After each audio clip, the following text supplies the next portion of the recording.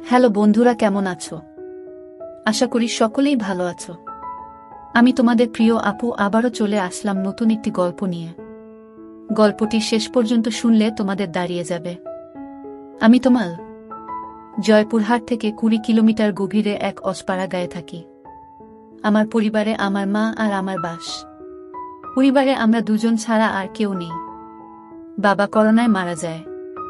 গ্রামের সর্বদক্ষিণে আমাদের বাড়ি। তারপরে আর কিছুই নেই। পাহাড় জঙ্গলে ভর্তি, যেখানে কশিনকালেও কেউ আসে না। বাড়ির সাথে লাগোয়া কয়েক বিঘা জমি থাকায় আমাদের মা ছেলের সংসার কোনোমতে চলছে। বাবা মারা যাওয়ার পর পড়াশোনা বাদ দিয়ে মার সাথে মাঝে মাঝে কৃষিকাজ করি। সবজির ক্ষেত করি বলে আমরাই যা করার করি। আর আমি একটা কাপড়ের দোকান চালাই। তো দুজনের সংসার বেশ চলছে। আমার বয়স 19 আর আম্মার 36। 16 বছরে বিয়ে হয়ে 1 বছর পরেই আমি পৃথিবীতে আসি। আমার গায়ের রং প্রচণ্ড ফর্সা। শুনেছি নানিও নাকি ফর্সা ছিল, তাই আম্মার এমন। আমার শরীরের রঙের মতোই অপরূপ সুন্দরী তিনি। এমন চেহারার রূপসী নারী আর নেই আমাদের গ্রামে। কেউ বলবে না তার 19 বছরের সন্তান আছে। 24-25 বছর বয়সী বিবাহিতা নারীর মতো একদম। আমার সাথে আমার মনের প্রচণ্ড মিল। আমায় ভীষণ ভালোবাসে আম্মা। কখনো একটু বকাও দেয়নি জীবনে। বলে আমি তার সবকিছু। যাই হোক, আসল ঘটনায় আসি। আম্মাকে নিয়ে কখনো আমার মনে খারাপ চিন্তা ছিল না। সাধারণ মা ছেলের মতোই। তবে বয়সের সাথে সাথে নিজের বয়সের চেয়ে বড় মেয়ে ও মহিলা দেখে মনে সুপ্ত বাসনা তৈরি হতে থাকে। স্কুলে পড়ার সময় কখনো ক্লাসের মেয়েদের দেখতাম না। ম্যাডাম বা আন্টিদের প্রতি নজর যেত সবসময়। আর এখন এটা আরও বেড়ে গেছে। 19 বছরে অনেকেই বিয়ে করে, কিন্তু আমার এখনো হয়নি। তার উপর কাপড় বিক্রি করি। দোকানে মহিলাদের পোশাকই বেশি। খুব কষ্টে তাদের সামনে নিজেকে সামলাই। আর তার উপর গ্রামের একমাত্র কাপড়ের দোকান আমার বলে সবাই এখানেই আসে কেনাকাটা করতে। গ্রামের এমন কোনো মহিলা বা মেয়ে নেই যাদের ওই কাপড়ের সাইজ আমি জানি না। ভাগ্য ভালো হলে প্রায় মাপ নিতে গিয়ে কৌশলে হাত বুলিয়ে মনের আশ মিটাই। এমন করে আরও বেশি খালা কাকিদের প্রতি আগ্রহ বাড়ছে। এমন করেই যে একদিন আমার জীবনের মোড় ঘুরবে তা কখনো কল্পনাও করিনি। হঠাৎ এক রাতে স্বপ্নদোষ হল। মা ছেলে দুজন মানুষ, তাই একটা ঘর দিয়ে চলছি আমরা। আম্মা আমার বিপরীত পাশে একটা খাটে ঘুমায়। আমাদের মাঝে চাদরের বেড়া দেয়া। তো উঠে বসে দেখি বিছানা একদম তলিয়ে গেছে ভিজে। লুঙ্গির শুকনো অংশ দিয়ে বিছানায় ভেজাটুকু কোনোমতে মুছে টয়লেটে গেলাম। টয়লেট শেষে ঘরে ঢুকতেই হঠাৎ চোখটা আম্মার দিকে গেল। আর চোখ আটকে গেল সেদিকে। শাড়ি উপরে উঠে পায়ের কিছুটা বেরিয়ে আছে, কিন্তু এইটুকু দেখে আমার চোখ আটকে গেল। নিজের অজান্তেই কেমন একটা ঘুরে হারিয়ে গেলাম। আমিও এগিয়ে আম্মার কাছে গেলাম। আম্মা গভীর ঘুমে আছে। নিঃশ্বাসের সাথে বুকটা উঠানামা করছে। আর কেউ যেন আমার বুকে ঢাক পেটাচ্ছে। মন ভরে অধীর আগ্রহে আম্মার রূপদর্শন করছি। হঠাৎ আম্মা আর মোড়া ভাঙতে লাগলো ঘুমের মাঝে। আমি দ্রুত নিজের বিছানায় এসে শুয়ে পড়ি। সারা রাত শুধু আম্মার কথা ভেবেই পার করলাম। ঘুমাতে পারলাম না। অনেকক্ষণ পরে চোখ বুঝলাম। সকালে উঠে উঠোনে গিয়ে দেখি আম্মা গরুর দুধ দোহাচ্ছে। আগেও দেখেছি, কিন্তু আজ চোখে পড়ল আম্মার পিঠ অনেকটা খোলা। মসৃণ ত্বকের পিঠ দেখে সাবানের অ্যাড করা নায়িকার সব ফেল। রাতে আম্মার সামান্য সৌন্দর্য দেখেই আমি আম্মার প্রতি নিষিদ্ধ আকৃষ্টতা অনুভব করতে লাগলাম। এটা খারাপ বা ভালো এমন কোনো চিন্তাই মাথায় আসছে না। আম্মার পেছনে দাঁড়িয়ে দেখেই যাচ্ছি। হঠাৎ আম্মা পিছন ফিরলে চমকে গেলাম দুজনেই। ছি, আম্মা বুঝে ফেলল না তো? কিন্তু আম্মা বলল, কি সোনা, ঘুম ভাঙছে তোমার? বলে রাখা ভালো, আম্মা আমাকে সব সময় সোনা ডাকে, আর তুমি করেই বলে। যাই হোক, আম্মার কথায় মনে হলো না যে সে বুঝেছে আমি কি করছিলাম। আম্মা, যাও মুখ ধুয়ে আসো, খাবার দিচ্ছি। আম্মা, আজকে দুধ খাবো। আম্মা, এই দুধ খাবা? আমি মনে মনে অন্য কিছু বলতে লাগলাম।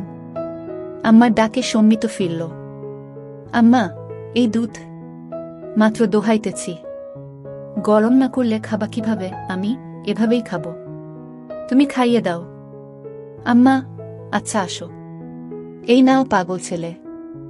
আম্মা গ্লাসে করে দুধ ঢেলে এগিয়ে দিল। আম্মা মুচকি হেসে আমার চুল আউলে দিয়ে বলল, এখন যাও হাত মুখ ধো, খাইতে দিব। আমি হাত মুখ ধুয়ে খেতে আসলাম। এসেই বলি, আজ আমাকে খাওয়ায় দাও। আম্মা অবাক হয়ে বলল, আজ কি হয়েছে তোমার? আমি, কেন? খাওয়াই দিতে পারবা না? আম্মা, আমি কি তা বলছি নাকি? আমি, তাহলে এমন জিজ্ঞেস করো কেন? আম্মা, আচ্ছা বাবা, রাগ করো না, আসো খাওয়াই দেই। আম্মা খাইয়ে দিচ্ছে এমন সময় বললাম, আচ্ছা আম্মা, তুমি আমাকে ভালোবাসো? আমার এমন প্রশ্ন শুনে আম্মা এক প্রকার ভয় পেয়ে বলল, কি হয়েছে তোমার? আজকে এমন কেন করতেছ? শরীর খারাপ নাকি? বলে আম্মা আমায় কপালে গালে ছুঁয়ে দেখতে লাগলো জ্বর আছে কিনা। আমি, আরে কিছু হয়নি, জিজ্ঞেস করতে মন চাইল। আম্মা, তুমি ছাড়া আমার জীবনে আর কেউ আছে নাকি? তোমাকে নিয়ে আমার সব, আমার প্রাণ তুমি। নিজের জীবন থেকেও তোমায় বেশি ভালোবাসি সোনা। কিন্তু হঠাৎ এসব কেন জানতে চাইতেছ? আমি, আম্মা, তুমি আব্বা মারা যাওয়ার পর থেকে আর আগের মতো নাই। সাজো না, নতুন কিছু পড়ো না, আমার এইসব ভালো লাগে না। আম্মা নিরাশ হয়ে বলল, বাবারে, স্বামী মারা গেলে কোনো নারীর অস্তিত্ব থাকে না। তুমি আমার জীবনে আছো দেখে বেঁচে আছি, নইলে কবেই মরে যেতাম। আমি বাবাকে ভীষণ ভালোবাসতে, তাই না আম্মা? সব স্ত্রী তার স্বামীকে ভালোবাসে, আমিও বাসতাম। আমি, কিন্তু আমাকে বাসনা তার প্রমাণ দিয়ে দিলে। আমার পছন্দ তুমি সেজেগুজে থাকো, কিন্তু তুমি তা করো না। আমায় ভালোবাসলে এমন করতে না। তুমি খুশি থাকো, তা চাই আমি। তুমি একটা বিয়ে করো, আবার সুখের সংসার করো, তাহলে জীবনটা ভালো কাটবে। কেন এসব বললাম নিজেও জানি না, মনে এলো আর বলে দিলাম। আমার কথা শেষ হতে না হতেই ঠাস করে একটা চড় পড়ল আমার গালে। আমি ব্যথার চেয়ে অবাক হয়েছি। আমার জ্ঞান হবার পর কখনো আমাকে কেউ মারেনি। মার দূরে থাক, কখনো চোখ রাঙিয়ে কথাও বলে না। কিন্তু আজ এতই রাগ হলো যে মার খেলাম। আম্মার চোখ লাল হয়ে আছে, কাঁদতে কাঁদতে বলল, নিজের বাবা মরে গেছে বলে মাকে অন্যের বিছানায় দিতে চাও? বোঝা হয়ে গেছি আমি, তাই না? আমাকে খাওয়াতে পড়াতে কষ্ট হচ্ছে। আমি চলে যাব, চিন্তা করো না, বলেই উঠে চলে গেল। আম্মা ও নিজের বিছানায় শুয়ে কাঁদতে লাগল। আমি উঠে তার কাছে গিয়ে হাজারো বার বোঝানোর চেষ্টা করলাম, কিন্তু আমার কোনো কথাই শুনল না। আম্মা, এখন আমার চোখের সামনে থেকে যাও। আমি আম্মার কথায় ভয় পেয়ে যাই, বের হয়ে যাই দোকানের উদ্দেশ্যে। রাতেও কথা বলল না, যে যার মতো শুয়ে পড়ি। হঠাৎ ঘুমের মধ্যে গালে নরম ছোঁয়া পেয়ে উঠে পড়ি। দেখি আম্মা আমার সামনে বিছানায় বসে। উঠে আমি সামনে বসতেই আম্মা চোখ জ্বলজ্বলে করে আমার গালে হাত বুলিয়ে বলল, ব্যথা করছে তাই না? আমি, আমাকে মা করে দাও আম্মা, আর কখনো বলবো না এসব। তুমি আমার কাছে মোটেও বোঝা না। আমি ভেবেছি হয়তো তোমার ভালো হবে, কিন্তু তুমি কষ্ট পাবে জানতাম না। আমায় মাফ করে দাও। আম্মার সাথে সাথে আমায় বুকে টেনে নিল ও বলল, সোনারে, আমি তোমায় ভীষণ ভালোবাসি। তোমায় ছেড়ে কারো সংসারে গিয়ে নিজের সুখ চাই না। তোমার বাবার পরে তুমি আমার একমাত্র সম্বল। আর কখনো এমন বলো না সোনা। আমি আর কখনো বলবো না আম্মা। আমার উপর আর রাগ করে থেকো না। এবার মনের কষ্ট ও ভয় দূর হলে আমি মার সৌন্দর্যের উপর আবার আকৃষ্ট হলাম। পরদিন বিকালে বাড়ি ফিরেই আমি চমকে উঠলাম। আম্মার পরনে একটা সবুজ শাড়ি আর হলুদ ব্লাউজ পরায় চমৎকার মানিয়েছে, একদম সর্ষি ললনা লাগছে। আমায় দেখে মুচকি হেসে বলল, এখন ঠিক আছে তো? আমি, তুমি সত্যি আমার জন্য নতুন শাড়ি পরেছ আম্মা? নইলে কি অন্য কেউ আছে আমার? আমি খুশিতে আম্মাকে জড়িয়ে ধরি। আম্মাও সাড়া দিল। আম্মা, তুমি আমার জান। তোমার খুশিই আমার খুশি। তুমি নতুন নতুন সাজবে, তা আমার খুব ভালো লাগে। আম্মা, বুঝেছি। তোমাকে এখন সুন্দরী একটা মেয়ে দেখে বিয়ে দিতে হবে। আমি, আর কখনো বিয়ের কথা আনবে না। আম্মা, সে কি? বিয়ে কেন করবে না? আমি শুধু তোমায় নিয়েই থাকব। আম্মা, আরে পাগল, আমি তো থাকবই। বিয়ে করতে তাতে সমস্যা কোথায়? আমার আর তোমার মাঝে অন্য কেউ আসতে পারবে না। আমি চাই না আমাদের মাঝে কেউ আসুক। আর কখনো বিয়ের কথা বলবে না। তুমি ছাড়া আর কাউকে নিয়ে আমি সংসার করতে চাই না। আম্মা আমার কথা মা ছেলের মমতাময় ভাব বুঝেছে, কিন্তু তা ছাপিয়েও যে আমি তার মন প্রাণ সব পাওয়াটা ভাবছি তা তো সে জানে না। আম্মা, আচ্ছা বাবা, আর বলবো না। আম্মা কিছুক্ষণ আমায় চেয়ে দেখল ও বলল, আচ্ছা যাই হোক। বললে না তো আমায় কেমন লাগছে? আমি একদম পরি লাগছে। তোমার মতো সুন্দরী এই দুনিয়ায় কেউ নেই। আম্মা লজ্জা পেয়ে বলল, আহ দুষ্টু, খালি মজা করো। আমি সত্যি বলছি, আমি। বিশ্বাস করো। আম্মা, আচ্ছা আচ্ছা হয়েছে, এখন যাও গোসল করে আসো। আমি পুকুরে গেলাম গোসল করতে। বাড়িতেই পুকুর আমাদের ঘরের পাশে। আমি গোসল করে গা মুছে সেই হালকা ভেজা গামছা পরেই এসে আম্মার সামনে দাঁড়িয়ে বললাম, ভিতর থেকে লুঙ্গি এনে দাও না আম্মা। হঠাৎ আম্মার চোখ খেয়াল করলাম আমার গামছার দিকে। নিচে তাকিয়ে দেখি আমার ওটা স্পষ্ট আকার বোঝা যাচ্ছে। তার মানে কি আম্মা তাই দেখছিল? আমি মেলাতে পারলাম না। সেদিন রাতে হঠাৎ ঘুম ভাঙল একটা অদ্ভুত শব্দে। উঠে ভাবলাম আম্মার কাছে দেখি। দেখি বিছানায় নেই আম্মা, দরজা খোলা। হয়তো বাহিরে কোনো সমস্যা হয়েছে কিনা ভেবেই তড়িঘড়ি করে বাহিরে গেলাম। আম্মাকে ডাক দিলাম কিন্তু সাড়া নেই। হঠাৎ একটা শব্দ এলো গোসলখানা থেকে। পুকুরে গোসল করে আম্মা, তবে মাঝে মাঝে গোসলখানায়ও করে। তাই সেখানে এগিয়ে গেলাম দেখতে শব্দ খুঁজে। এগিয়ে যেতেই শব্দ বাড়ছে। হঠাৎ শব্দটা কেমন অদ্ভুত হলো। বুঝতে পারছি না এমন শব্দ কিসের জন্য করছে আম্মা। এগিয়ে গোসলখানার কাছাকাছি যেতেই পর্দার ফাঁকে যা দেখতে পেলাম তা আম্মার প্রতি আমার ধারণাই পাল্টে দিল। গোসলখানার দরজা নেই, পর্দা লাগানো বলে সব দেখছি, কিন্তু আম্মা জানেই না। আম্মা টিউবওয়েলের চোখা অংশের উপর বসে আজব কাজ করছে। শাড়ি পরা বলে তা দেখা যাচ্ছে না, কিন্তু বোঝা যাচ্ছে। কাজ সেরে আম্মা টিউবওয়েল থেকে নেমে গেলে আমি চুপি পায়ে ঘরে এসে শুয়ে পড়ি। চোখ বুঝে হালকা খুলে দরজায় নজর রাখি ঘুমের ভান করে, আর লুঙ্গি তুলে রাখি যেন দেখা না গেলেও আম্মার কৌতূহল বাড়ে। আম্মা ঘরে ঢুকল। দরজা আটকেই আমার বিছানার কাছে এসে দাঁড়াল। সে দাঁড়িয়ে থাকায় তার চোখে বাহির থেকে জানালার ফাঁক দিয়ে আসা চাঁদের আলোয় স্পষ্ট দৃষ্টি আমায় গিলে খাচ্ছে। ঘুমের মাঝে আমি আড়মোড়া ভাঙার ভান করলাম। তাতে আম্মা তড়িঘড়ি করে চলে গেল নিজের বিছানায়। আমার মন খুশিতে নেচে উঠল আমার প্রতি এতই আকর্ষণ দেখে। কখন যে আম্মার কথা ভাবতে ভাবতে ঘুমিয়ে গেলাম বলতেও পারি না। সকালে ঘুম ভাঙতেই উঠে দেখি আম্মা এখনো ঘুমিয়ে আছে, কিন্তু অবাক করা বিষয় দেখি মাঝখানের চাদরটা সরিয়ে রাখা। আম্মাকে দেখে চোখ আটকে গেল। আমি আম্মাকে ডাকলাম, আম্মা উঠো, সকাল হয়ে গেছে তো। আজকে এতই সকাল হয়ে গেল উঠোনি যে। আম্মা ঘুম থেকে চোখ মেলে উঠে বসল, কিন্তু সামান্য বিচলিত নয় আমায় দেখে যে তার কাপড় ঠিক নেই। স্বাভাবিক গতিতেই কাপড় ঠিক করে বিছানা থেকে নামল।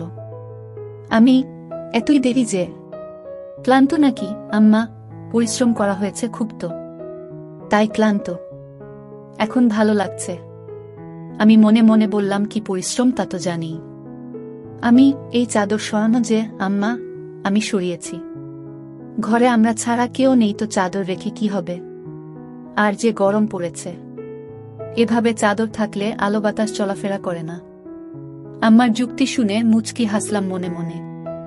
আম্মা, তোমার খিদে লেগেছে তাই না? তুমি হাত মুখ ধুয়ে আসো। না, আগে গোসল করব, তারপর খাবো বলেই আমি পুকুরে গেলাম। আজ গামছাও নিলাম না। গোসল করে ভেজা কাক হয়ে এলাম আম্মার কাছে। আগের দিন তো হালকা ভেজা গামছায় এতই ভালো বোঝা যায়নি, কিন্তু আজ একদম ভিজে গায়ে সেটে আছে লুঙ্গি। আম্মার দৃষ্টি আমার উপরেই, আর চোখে গিলে খাচ্ছে। জিভে যেন জল এসে গেছে এমন করে তাকিয়ে আছে।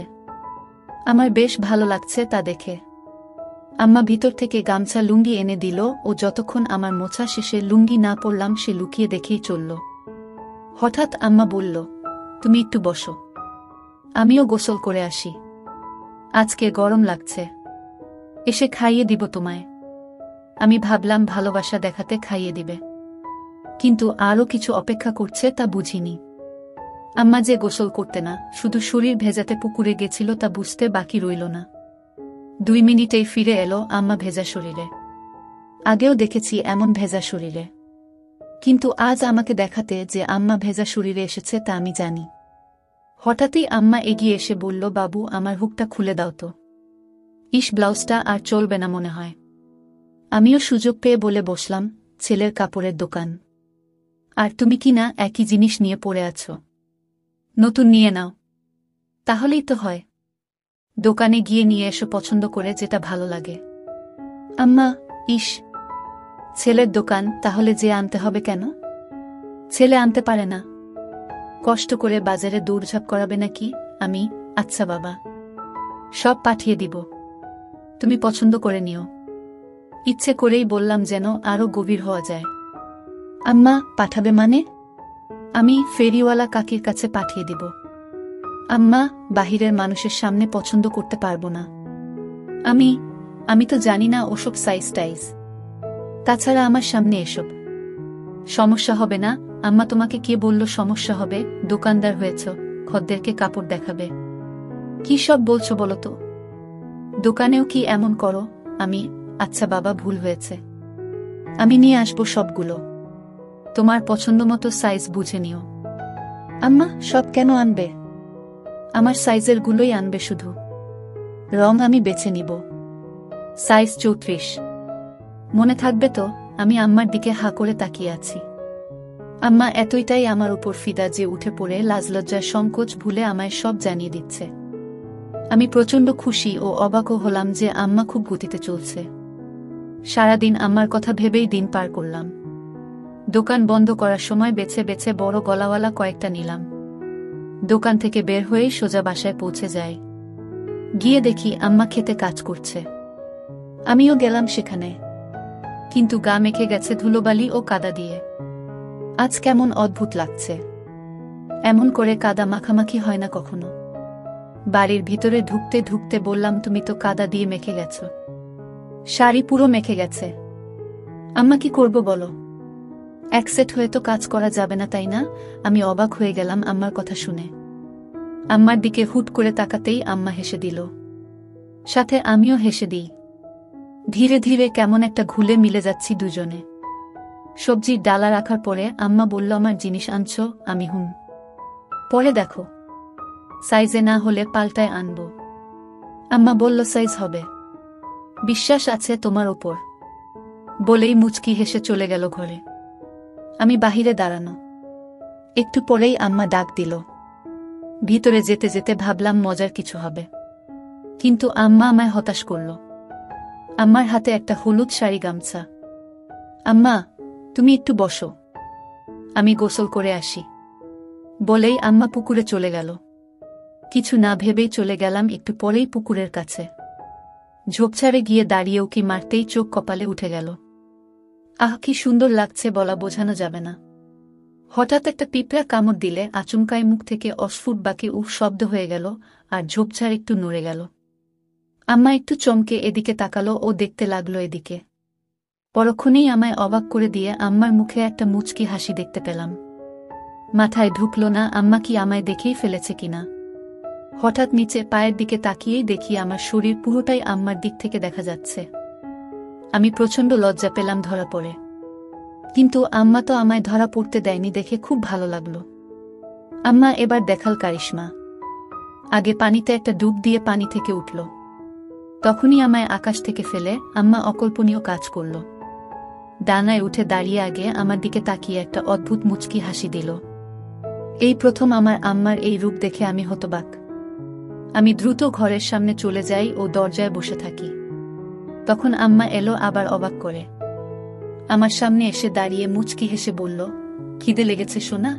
আমি, হ্যাঁ আম্মা। তোমার এতই সময় লাগলো যে? আম্মা, তুমি জানো না বুঝি? আমি ভ্যাবলার মতো তাকিয়েই আছি আম্মার চোখে। দুজনই একটু আগের বিষয়টা জানি, কিন্তু কেউ স্বীকার করে এগোতে পারছি না। সময় নিচ্ছি, কিন্তু আম্মার এক ধাপ এগোনো হয়ে গেছে। আমার দিকে এক প্রকার এগিয়ে এসে বলল, কি দেখছো সোনা? আমিও লজ্জা সংকোচ কাটিয়ে বলি, তোমার জন্য এনেছি, ওগুলো পরলে ভালোই লাগবে। আম্মার মুখে মারাত্মক একটা হাসি এনে বলল, কেন এগুলো ভালো লাগে না আমায়? আমি, ভালো লাগে, কিন্তু আমি যা এনেছি তা এর চেয়েও সুন্দর, মানাবে। আম্মা, বেশ নজর রাখছো দেখছি আম্মার উপর। আম্মা আমায় সুযোগ দিচ্ছে। আমি তা ভেস্তে দিলাম না। বললাম, আমার খদ্দের তুমি। কোনোটাই কেমন লাগবে তা আমার দেখা দায়িত্ব। আম্মা চোখ পাকিয়ে বলল, তাই? তাহলে তো গ্রামের সব মেয়ে মহিলার দিকে দেখা হয়ে গেছে। আমি হকচকিয়ে গেলাম। কথা সত্যি, কিন্তু বুঝলাম আম্মার খানিকটা জ্বলন হচ্ছে। তাই আরেকটু জ্বালাতে বললাম, সবাইকে কি আর দেখব? যার জন্য সাধারণ ভাবনায় যা দেখা লাগে তাই দেখি। টাকা দেয় ভালো জিনিস দিতে, বুঝে শুনে ভালোটাই দিই। আমিও কি সবার কাতারে পড়ি? আমাকেও কি টাকা দিতে হবে? আমি মুচকি হেসে বললাম, যদি খদ্দের হয়েই থাকো তাহলে দিবে টাকা। আমার অধিকারে নেওয়া পাপ। তুমি কি হিসেবে চাও? ঢিল মেরেছি। এবার ঘুঘু ধরা নিজেই পড়তে চায়, তাই ঢিল নিজেই গায়ে লাগাচ্ছে। আম্মা, তা দেখা যাবে। তুমি বসো। বলেই আম্মা ভেজা শরীর নিয়ে ঘরে চলে গেল। কিন্তু দরজা খোলাই আছে। কখনো এমন করেনি, কিন্তু আজ করেছে। 2 মিনিট পরেই আম্মার হঠাৎ ডাকে ভয় পেলাম। ভাবিনি এতই তাড়াতাড়ি ডাকবে, কারণ এতই তাড়াতাড়ি কাপড় পরা হয় না। তাহলে ডাকলো কেন? আমি ভিতরে আসব? আম্মা, হ্যাঁ এসো। আমি মন ফুরফুরে করে এগিয়ে ঘরে ঢুকেই চোখ জড় হয়ে গেল। আমার মনে ঝড় উঠে গেল আমার প্রতি এতই সদয় দেখে। আম্মা আমায় নিজে থেকে দেখাচ্ছে বলে গর্বে বুকটা ভরে গেল। আমি আম্মার সামনে গিয়ে হয়ে দাঁড়িয়ে আছি। এমন সময় আম্মা গলা কেসে বলল, কি হলো দোকানদার? মাপ ঠিকই তো এনেছে দেখছি। এতই ভালো মাপ কি করে আনলে? আমিও আমার সামনে খদ্দেরদের সাথে যেভাবে কথা বলি সেরকম বললাম, এত বছর ধরে ব্যবসা করি। জানবো না আম্মা, অন্যদের তো মাপ নিতে হয়। আমার লাগলো না যে তোমার কি অন্যের সাথে যায়? তুমি আমার সামনে সব সময় থাকো, আগাগোড়া সবই তো দেখা আছে। কথাটা আচমকা বলেই ফেললাম, যদিও এখনই বলতে চাইনি। কিন্তু আম্মার মুখে তা শুনে দুষ্টু হাসি। আম্মা, যাক, ভালোই এনেছে। তোমার গায়ে ফিট হয়েছে তো? কোনো সমস্যা হলে বলো, অন্য সাইজ আনবে তাহলে। আম্মা, একদম ঠিক আছে, কিন্তু একটা জিনিস বলা দরকার। আমি কি? বলো। আম্মার উত্তেজনা দেখে আম্মা হেসে দিল মুখে হাত দিয়ে। আমিও সামলে লজ্জা পেয়ে বললাম, কি জিনিস আম্মা? আরে কোনো সমস্যা না, একদম মাপমতন হয়েছে। কিন্তু আমার আরেকটা টাইট পরার ইচ্ছা। মাপ তো তুমি জানোই, তবুও একবার মাপ নিয়ে নাও। আমি আমার প্রতি এতই আহ্বান দেখে মুগ্ধ। আম্মা তার গায়ে ছোঁয়ার সুযোগ করে দিচ্ছে। আমি এতই মুগ্ধ যে তাকিয়েই আছি। আম্মা, তুমি মনে হয় মাপ নিবে না? সরো, কাপড় পরে নেই। আরে না, এই তো নিচ্ছি। এক প্রকার দৌড়ঝাঁপ করে ফিতা এনে আম্মার সামনে দাঁড়ালাম। অন্যদেরও তো স্বাভাবিকভাবেই মাপ নেই, কিন্তু আম্মার সামনে এসে বুক ধরফর করছে। কোনো পাশ থেকে শুরু করব তাই বুঝতে পারছি না। এতই পাগল হয়েছি যে কিসের জন্য মাপ নিব তাই জিজ্ঞেসই করিনি। আম্মা মুচকি হাসছে আমার কাণ্ড দেখে। কি হলো, হাসছো কেন? আম্মা, কিসের মাপ নিবে তুমি? জিজ্ঞেস করেছ? ও তাই তো। কিসের আম্মা? জামার। পাগল ছেলে, তুমি যে দোকান করো কিভাবে জানি না। নাও, এই ধরো। বলেই আম্মা হাত দুটো দুদিক ছড়িয়ে দিল। আমি একটু ঝুঁকে পিছন দিয়ে ফিতা এনে বুকের উপর রাখলাম। এখনো টাইট করিনি। আম্মা তাও বলল, আরো টাইট। আম্মার বুকে একটা কাঁপুনি হলো আর মুখে পাগলাটে একটা চাহনি। আমার চাহনি দেখে আম্মা একটু বিরক্ত হয়ে বলল, খদ্দেরদের সাথে এমন আচরণ করো তুমি? একটা মাপ নিতেও এত সময় কেন? যত যাই হোক, তুমি তো আম্মা। তাতে কি হয়েছে? কাজের জায়গায়। বাহিরে হলে কি এতই স্বাভাবিকভাবে তোমায় বলতে পারতাম? তুমি নিজের পেটের সন্তান, তাও যদি এতই রংচং করো। লাগবে না, যাও। বলেই আম্মা সরে যেতে নিলে আমি হাত ধরে বলি, আচ্ছা এসো, মাপ নিচ্ছি। কত রাগ করে গো আম্মা, নয়তো কি করব? বাহিরের মানুষের কাছে গিয়ে মাপ দিব? আম্মা, আচ্ছা হয়েছে, এসো। হাত ছড়াও। আম্মা, পারবো না। পারলে সরিয়ে নাও। আমার এই অভিমান খুব ভালো লাগলো। আমি এবার সংকোচ কেটে গেলাম। তাই আমিও এগিয়ে